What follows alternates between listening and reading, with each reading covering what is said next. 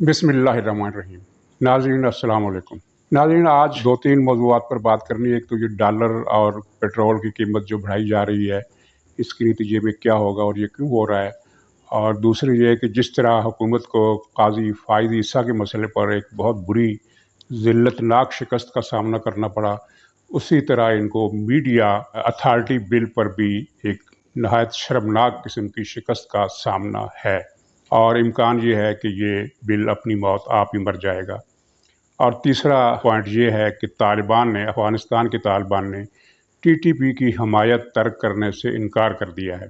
नाज़रीन, पहला ये ड्रामा आपने देखा कि इमरान खान जब ये तेल की कीमत बढ़ाता है, कभी महीने के बाद और कभी महीने में 2 मरतबा, तो एक ड्रामा किया करता है कि ये एडवाइज़री कमेटी 5 रुपये निर्ख बढ़ाने का कहती है, तो ये 3 रुपये बढ़ाकर फिर इनकी जो प्रोपेगेंडा मशीनरी है, सारे वज़ीर मुशीर ये कुल बचाना शुरू कर देते हैं कि देखो हमारा खान कितना रहमदिल है। एडवाइज़री थी 5 रुपये लीटर बढ़ाने की और इसने सिर्फ 3 रुपये लीटर बढ़ाया है, यानी आवाम को 2 रुपये का रिलीफ दे दिया है। ये आवाम को बेवकूफ़ समझने का एक इशारा है कि इस तरह वो ड्रामा किए करता है। लेकिन इस मरतबा तो उलट काम हो गया, यानी एडवाइज़री कमेटी ने सिफारिश की थी कि पेट्रोल 1 रुपया महंगा किया जाए और इसने 5 रुपये महंगा कर दिया है, यानी जुल्म की इंतहा कर दी है।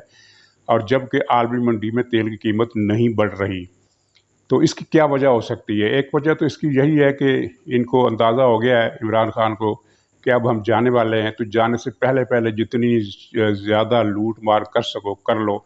और ये लूट मार के सिवा और कुछ नहीं है कि ये 5 रुपये फ़ी लीटर जो बढ़ा दिया है।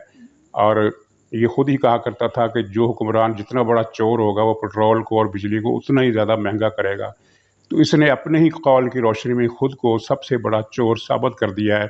मैं तो अपने हर व्लॉग में तकरीबन ये बात कहता हूँ कि ये जो टैक्स लगाते हैं और जो कर्ज़े लेते हैं और जो पेट्रोल और बिजली की कीमत बढ़ाते हैं, ये सारी रकम आखिर जा कहाँ रही है? क्योंकि बिजली के जो गर्दिशी कर्ज़े हैं वो हर महीने हौलनाक रफ्तार से बढ़ रहे हैं और इतने ज़्यादा हो गए हैं कि उसकी जो मालियत है गर्दिशी कर्ज़े की, वो सुनकर ही गश आता है लोगों को, जो मईशतदान है, कि वो पाकिस्तान की मईशत का अब क्या बनेगा।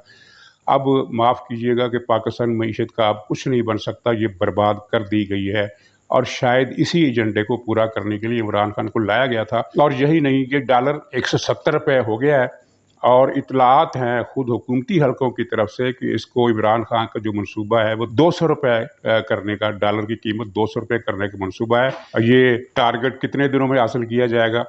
ये पिछले 1 महीने में इन्होंने तकरीबन डॉलर 10 रुपये महंगा किया है, तो इस लिहाज से ये 3 महीने की मार और है। 3 महीने के बाद डॉलर 200 रुपये का होगा।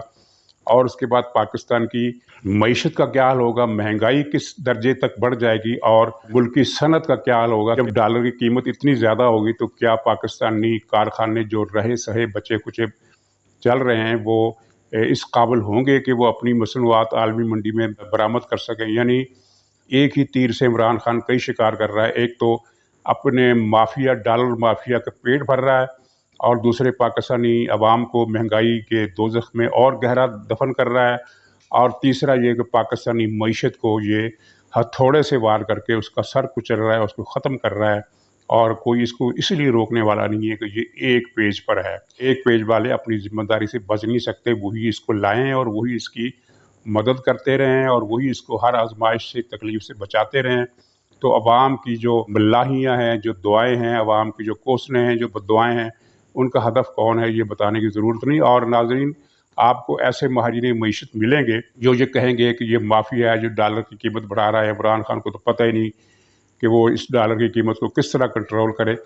तो ये इतना सफ़ेद झूठ है कि जिसकी सफ़ेदी अब किसी रोशनी से छुपाई नहीं छुप सकती। इसलिए कि बाकर साहब को, जो स्टेट बैंक के गवर्नर रहे, उनको मिस्र से उठाकर कौन लाया था? और ये वो बाकर साहब वही हैं जिन्होंने बल्कान की रियासतों और मिस्र की मईशत को दरिया बुर्द किया था, गर्क किया था, बल्कि इन मईशतों को ख़त्म कर दिया था।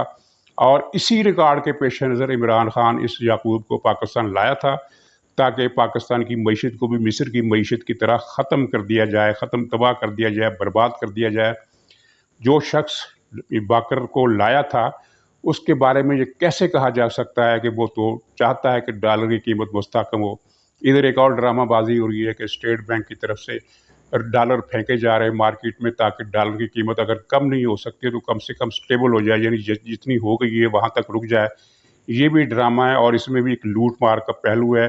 कुछ लोगों को, अपने करीबी लोगों को नवाजा जा रहा है, जबकि ये खुद कहते हैं कि तरसीलात ज़र में इजाफा हो रहा है, तो फिर डॉलर की कीमत बढ़ने का सवाल ही पैदा नहीं होना चाहिए।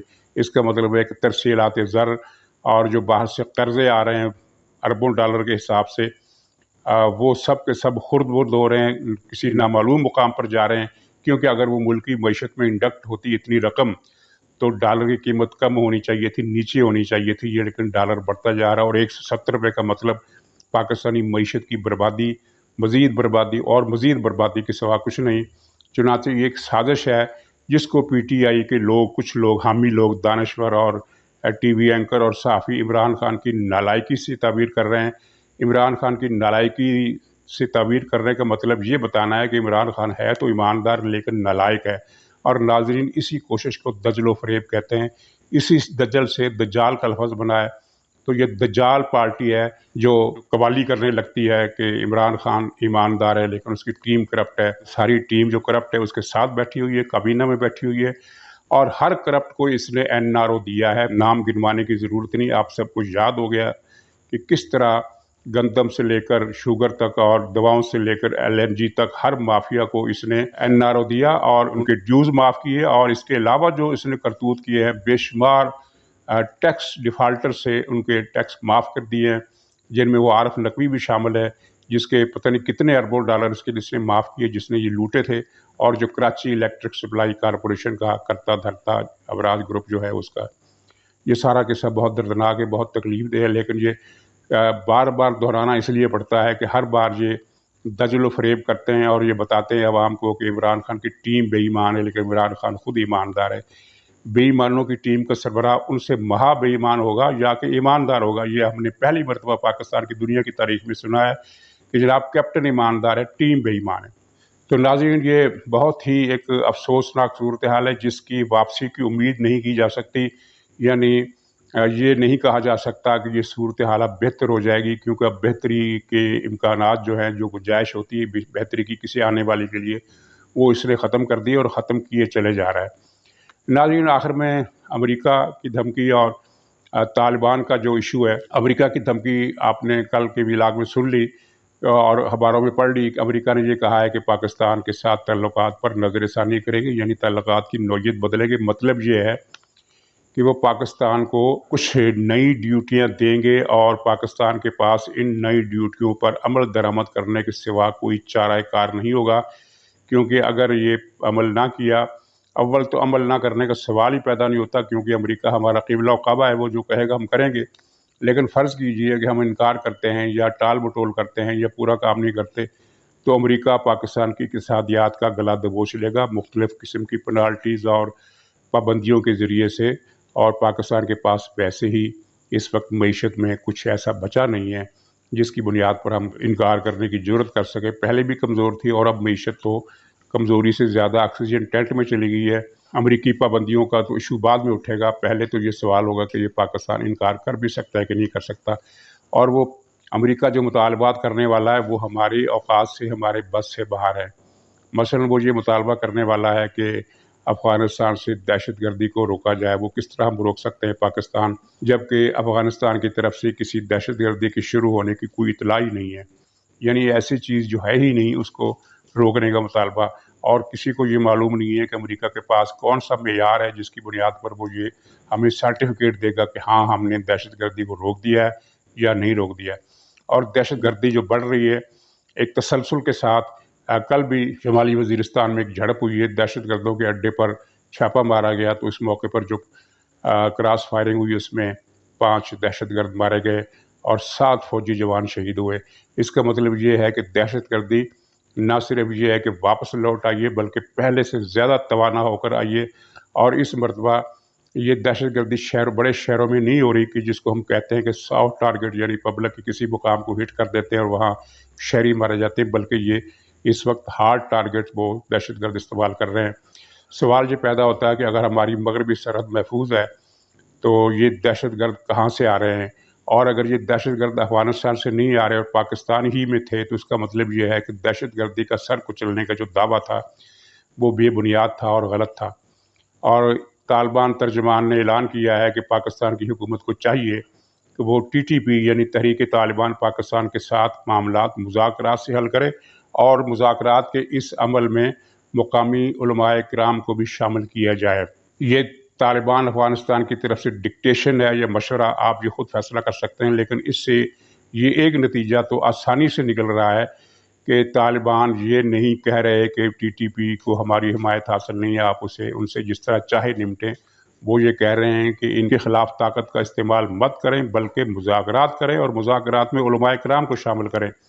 علماء کرام کو شامل کرنے سے مطلب یہ ہوگا کہ وہ علماء جو ہے وہ کچھ تعویلیں نکالیں گے، اور ان کو خدا جانے ان کس قسم کی رعایت وہ تحریک طالبان پاکستان کو دینا چاہیں گے یا دلوانا چاہیں گے۔ یہ بات ابھی عام لوگوں کو ہمیں سمجھ نہیں آ رہی، لیکن ظاہر ہے یہ ایک بامقصد مطالبہ ہے، اور اس سے یہ واضح ہو رہا ہے کہ آنے والے دنوں میں تحریک طالبان پاکستان کی طرف سے زیادہ اپنی قوت کا یا اپنے ہتھ کنڈوں کا اظہار ہوگا، اور ہماری بے بسی دن بدن بڑھتی جائے گی۔ ناظرین، یہ بہت ہی قیامت کی نشانی ہے جس پر تبصرہ کیا جا سکتا ہے، سوائے اس کے کہ اب بھی یہ ہوش کے ناخن لے لیں، افغانستان کے معاملات میں مداخلت بند کریں، طالبان حکومت سے دوستی کریں، اور دوستی کے ذریعے ان کو مجبور کریں کہ وہ TTP کی حمایت نہ کریں، اور یہ ہے کہ دوسرے ایشو جو پاکستان کے لیے مسئلہ پیدا کر سکتے ہیں وہ نہ کھڑے کریں۔ اور اس کے علاوہ پاکستان میں سب سے ضروری اقدام اس وقت جو ہو گیا ہے وہ ہے جمہوریت کی بحالی کا۔ جب تک جمہوریت کی بحالی نہیں ہوتی، پاکستان کے مسائل حل ہونے کے بجائے دن بدن ان کا ہجوم بڑھتا جائے گا اور وہ ملٹیپل ہوتے جائیں گے۔ ناظرین، اسی پر آج کا ویلاگ ختم کرتا ہوں، انشاءاللہ دوبارہ ملاقات ہوگی، تب تک کے لیے خدا حافظ۔